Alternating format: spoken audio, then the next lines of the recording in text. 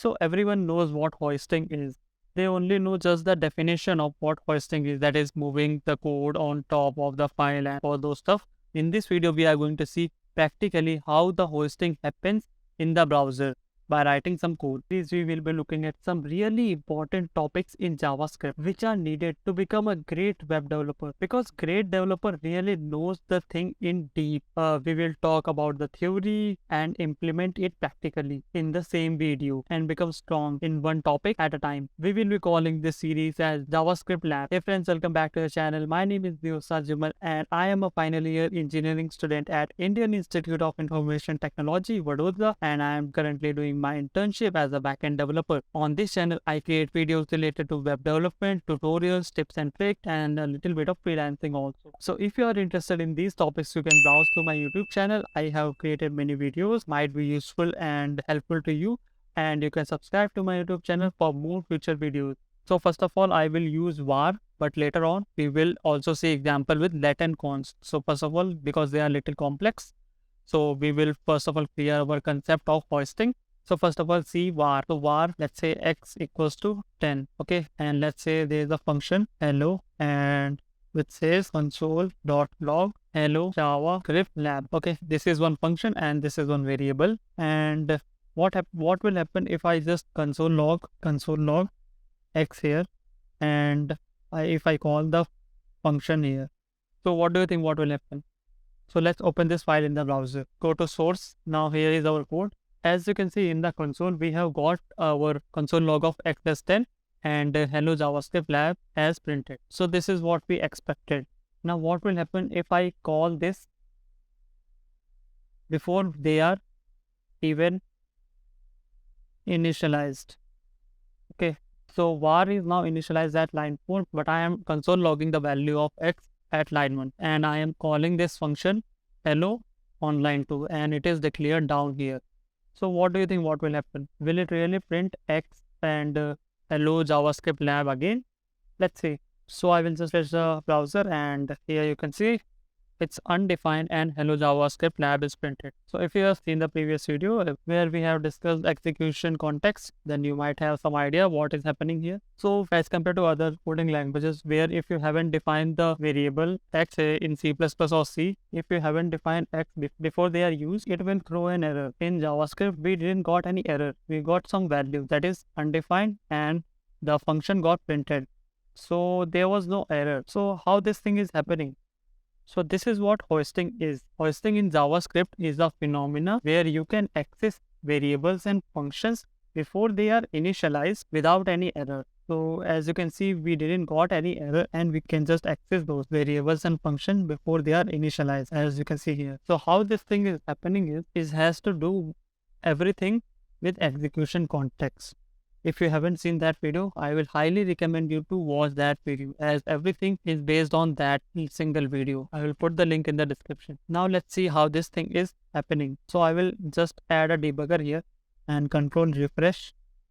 So if you see here in the call stack, a execution context is pushed into the call stack. Okay, its name is anonymous. There is a global object created. So that global object so the script is paused here. Okay, nothing has been run after the line 1.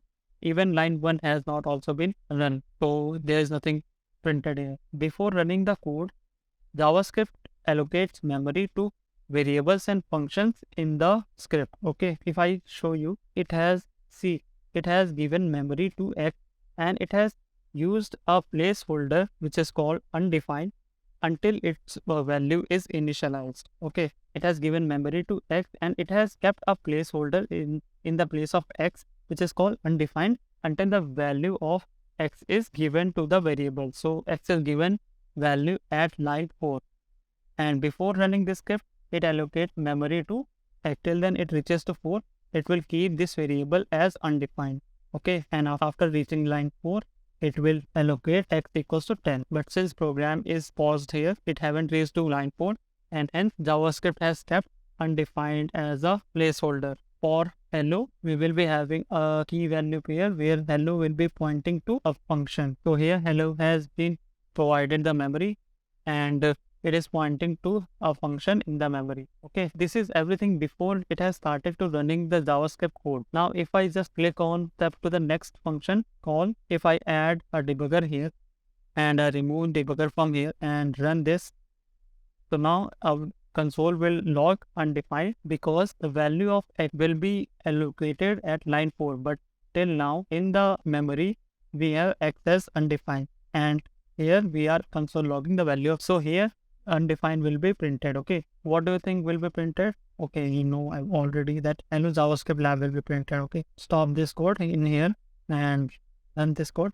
Okay, so hello JavaScript lab will be printed here. Okay, now our controller has reached x equals to 10. Now after running this line, x will get a value of 10. So till now x is undefined, but now after going to this line, it will have a value of 10. So let's run this. Okay, so it is completed, it processed. The value of x will be now 10.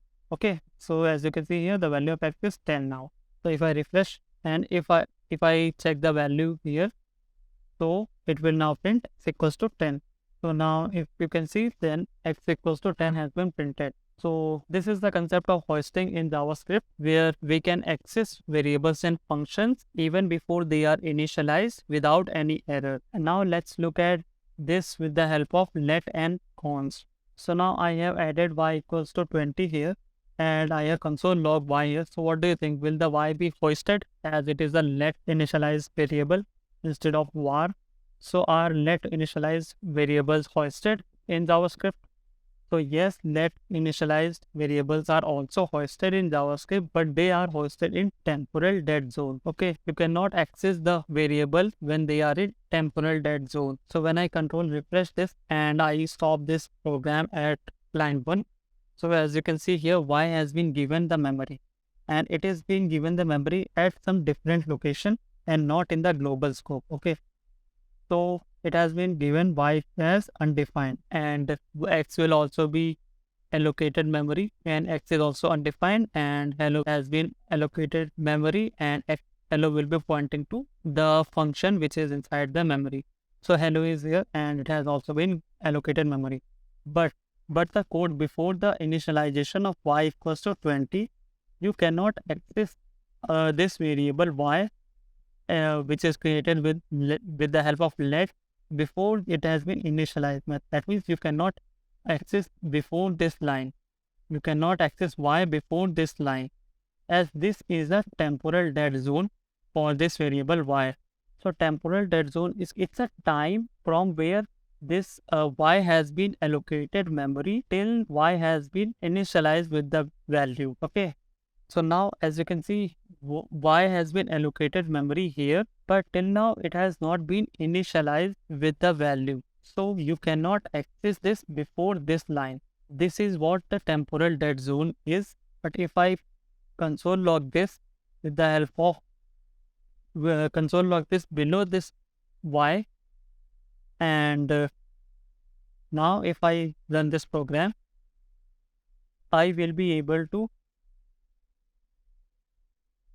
now if I run this program, I will be able to console log everything. So it is 10x was initially undefined, hello JavaScript 20 and 10. So it was like x hello, now console log x, then console log hello JavaScript, then console log y, and then console log x. So you cannot initialize, you cannot access the value before it has been initialized with some value, as this is the temporal dead zone.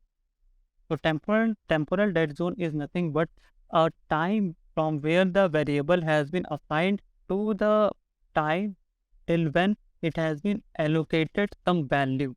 So this is what temporal dead zone is. Let is hoisted, but it cannot be accessed within its temporal dead zone, that is before it is given any value, before it is initialized. So it is hoisted, but we cannot access it in the temporal dead zone. So let's create a const, and let's call it z, and let's give it a value of 30, and let's see if we can console log Z in here, or so if I refresh and see Z has been given memory here, which is initialized with undefined, but it is at some different location along with Y, but X has been given memory in global scope, so X is undefined here. So this can be accessed, X can be accessed, but Y and Z cannot be accessed until they are given some value.